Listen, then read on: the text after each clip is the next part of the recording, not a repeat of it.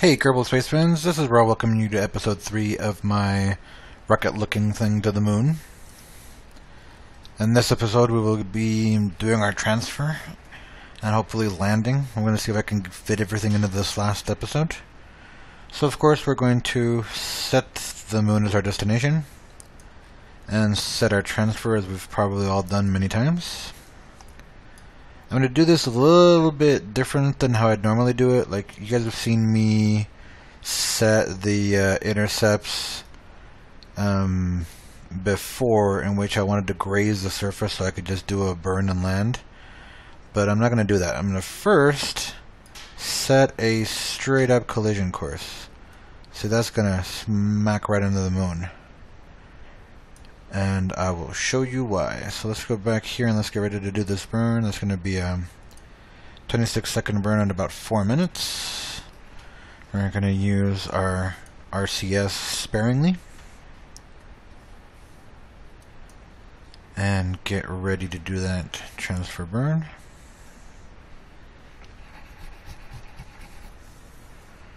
So the reason why I'm putting this collision course is so that I can jet everything except the command module and the LEM, you know, the second stage and this shroud and everything. Just I can get rid of that and know that it's going to crash into the moon, so I don't have any debris from there. I've heard conflicting reports of how the Apollo guys did it, because some places I read that they did it kind of like I'm doing it, that allowed that stuff to smash into the moon. Other articles said that the third stage was jettisoned, glanced off of the moon's sphere of influence, and ended up in a heliocentric orbit. So this gigantic rocket is out there orbiting the sun on its own. I'm not sure which. Maybe they probably did. They probably did it differently for different missions and profiles. But for this one, we're not going to leave any debris. So now that we're ready for that, we're going to time accelerate to right before the burn. As you see, all that other junk is already getting burned up, or at least getting away from where I can see it. Alright, I'm going to start this about 15 seconds before. Okay. There's our transfer burn.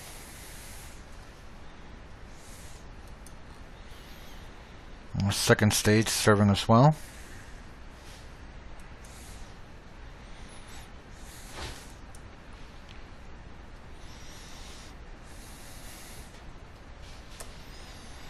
Alright, so let's look at what we have. Yep, collision course it is. Alright. So the first thing I'm going to do is I'm going to decouple myself from the LEM. Push myself forward a little bit. And do my U-turn. I take this opportunity to clear this shroud away. Bye. Set that as the target.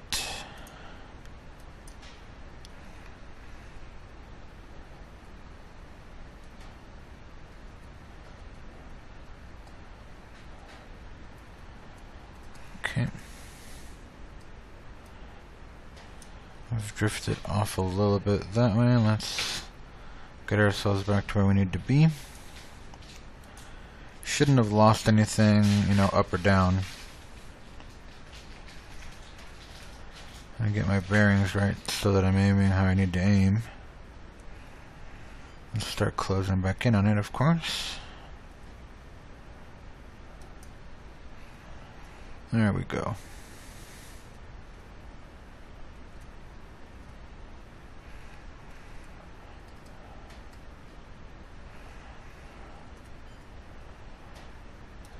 Alright, I should be able to capture that pretty easily.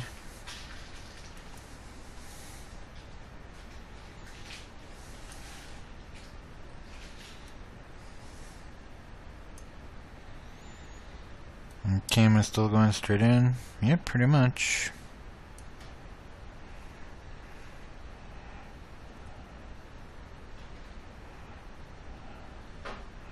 And capture. Alright. Now I can cut this thing loose. Pull it on back. And there we are. I tried 100% fuel. How to even turn on that engine? All we've really lost of all these vehicles is some RCS fuel. Go ahead and activate that for now. And let's save RCS and electricity since we're kind of in the dark. So let's see here. Alright, so our trajectory is actually looking pretty good. Let me see how we're going to do this. So we're going to go out to about halfway through the orbit. Or halfway through the transfer. And there it is. Okay, so that's what it really looks like. So two things are standing out to me. First of all, we're coming in high. That's why we're glancing around and coming out low. I don't want that. I want the plane to be a match with the orbit so that I can, come in right on the equator. Makes it a lot easier to find the command module and dock with it later. So if I'm coming in high, I'm going to go to the 180 right on the equator and burn that way so that I can come in flat. Let's do that.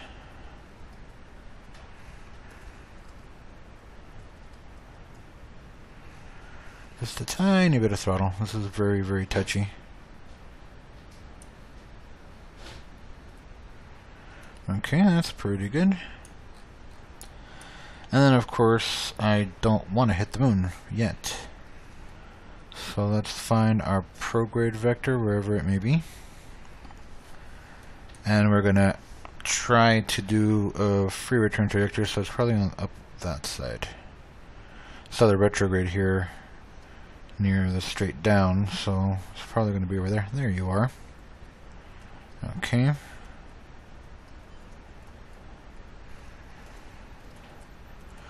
I'm just gonna eyeball this. I'm not gonna bother making nodes or anything. Let's add a little bit of pepper to this and see what happens.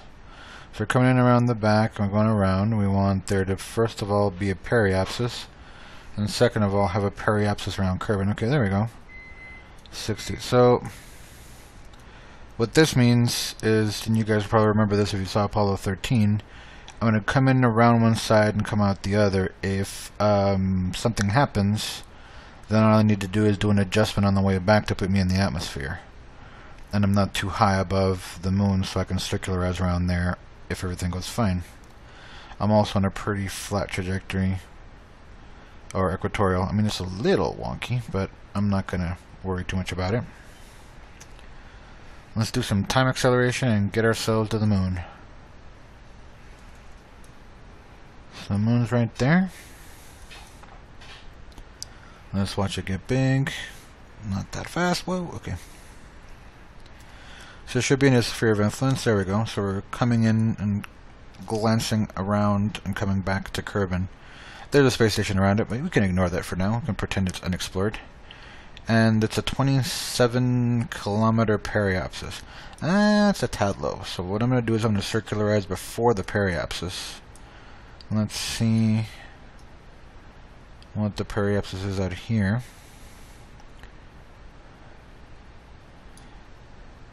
81. Wow, that's a lot. Okay, that's... yeah, let's do that around there. So we're going to slow this down.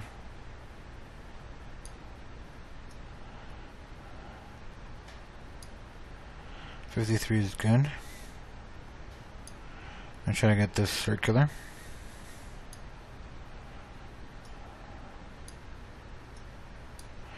This is of course not the most efficient of circularization maneuvers, but we have tons of fuel in the command module, so I'm not worried about it.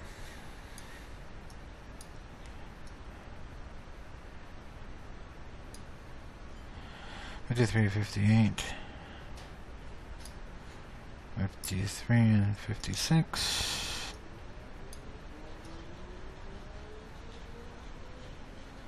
Why did that happen? Okay, this is getting touchy. Alright. 53, 53 and a half. That's great. Okay, I'm gonna do that burn. See about the SAS, I'm prepared for it. That's a 22-second burn here in about 23 minutes. That'll be easy.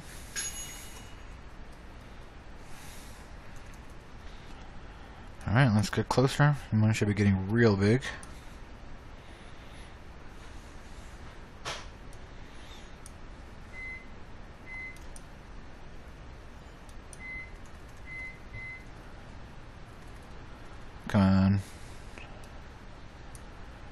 Okay. Start at about 12 seconds. And again, since we just have one little port holding that on, we don't want to gun it. I don't want to hit Z, so I'll start slowly. There we go. See how it compresses? That always freaks me out. Don't need RCS because I have gimbaling.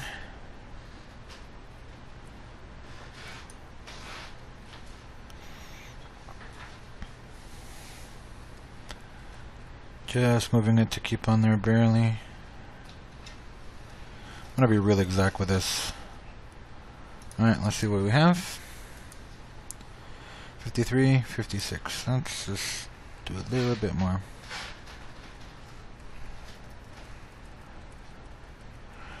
Okay, that's good.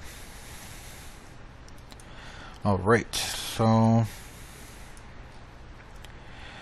let's see here. Who gets to stay and watch the car? For no reason, I'm going to decide that John Zerkerman gets to be the command module pilot, which means you don't get to walk on the moon. Would that not be the suckiest job in the world? I mean, you spend all that time in the capsule, but you're the one dude that doesn't get to walk on the moon? I know. Anyway, let's transfer these guys over. And cut it loose.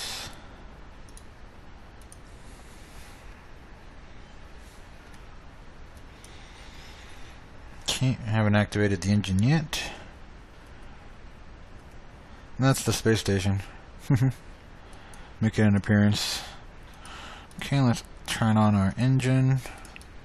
From here you should see that all the hoses are working. Okay, that's great. It's not going to destabilize or get us killed. I might as well put the landing gear down because it's never coming back up anyway. And let's get ready to do our deorbit burn. So if I did a deorbit burn now, I'd be putting myself down on the dark side. I don't want that. So still a time acceleration. Go around. Okay, here we go. This will be on the light side. This thing actually has a lot of torque in it by itself. It doesn't really need the RCS to turn, so I'm going to turn the RCS off and just use its natural torque. It has thermal voltaic, so it doesn't really matter. I'm going to keep the door faced up. If you keep the door faced up when you're doing the burns, it's sort of intuitive how it steers. If you go right, it goes right. If you go left, it goes left. So I recommend doing that. Keep the door facing space and the window facing the ground. And we're going to do our deorbit burn. So I'm going to land similar to how I did it in my... wait a minute. That's prograde. Oops. I'm not going to get that fuel back. Thank goodness it wasn't much. So I'm going to do is similar to what I did on the SSTO to the moon one. I'm going to set it to just graze the surface. The periapsis is probably going to be like 7 kilometers up or something like that. And that way I don't have to hover. Your moon landings become very, very inefficient if you have to hover. If you, for example, stop your orbital velocity so that you're stationary over the surface of the moon and you're still 4 or 5 kilometers off the surface, well, you have to burn all these fuel keeping yourself from falling like a rock. Where if the deorbit burn puts you so that you're grazing the surface, you can just hit the brakes, kill your orbital velocity, and be a couple hundred feet off the ground and just kind of plop down. That's the most efficient way to do it. So when I'm doing my deorbit burn, I never let my periapsis hit the ground. I always want to keep it above like 5 or 6 kilometers, so, in case there's some hills or mountains or whatever. And this thing is not particularly powerful, so I have to do a long braking burn to bring it in, but it'll be okay. Let's time accelerate across to the other side. We're going to have light, and we'll be able to bring it down. Okay, so we're at 20 some. When I get under the 10s, I'll probably start braking. Okay, here we go. So I hate this sideways view. Let's go to free cam. And let's go to pure retrograde. Okay, here we go. Okay, so In case I need to dodge stuff, this view lets me control, my up and down real well. It's not counterintuitive. Sometimes when you're doing these things, you think you need to turn left, but you don't, and you end up crashing. When I do it this way, if I have to react to something, I can do it, and it does it the right way. So one little engine pulling all of that. It's going to take a little while to burn.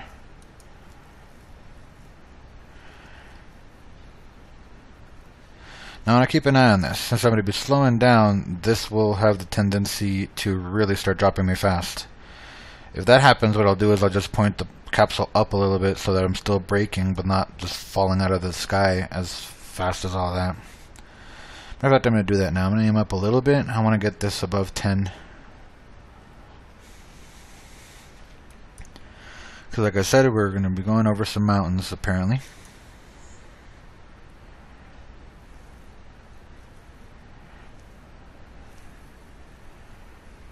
Okay.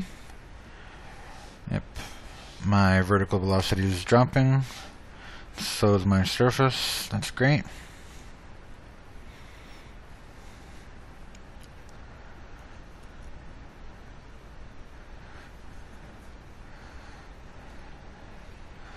I definitely don't want this to start coming back up though, so I'm gonna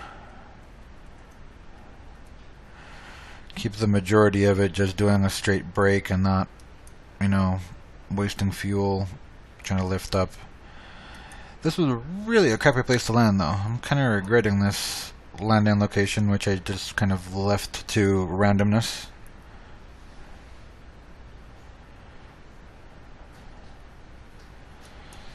Okay, well, I'm probably going to put it down somewhere there. That's fine.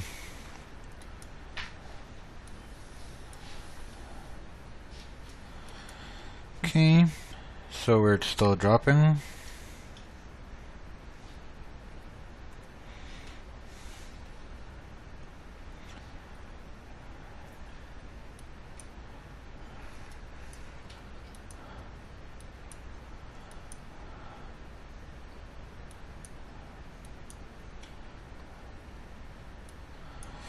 I'm glad I have a wide base on this thing, because this doesn't look very flat.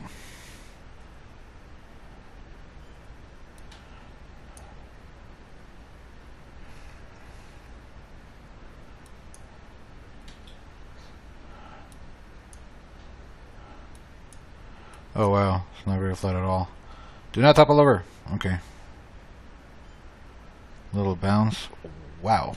This is the ugliest place I could have landed. I have a bit of fuel, so I might be able to fly down there before I start doing anything too dumb.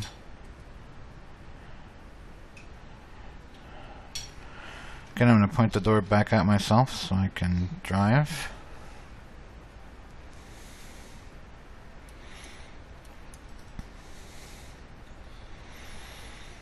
And I'll stop by that ridge.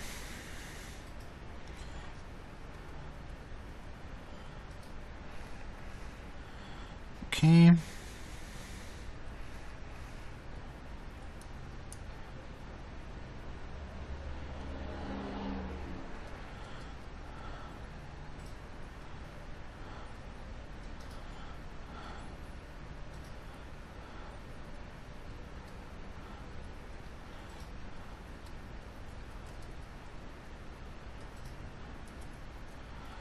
And okay, that's a way better landing site. Okay, so next episode will be planting flags and taking samples and all of the stuff that in sandbox mode makes no difference. For now, this is Ross signing off, and thank you guys very much for watching. Good night.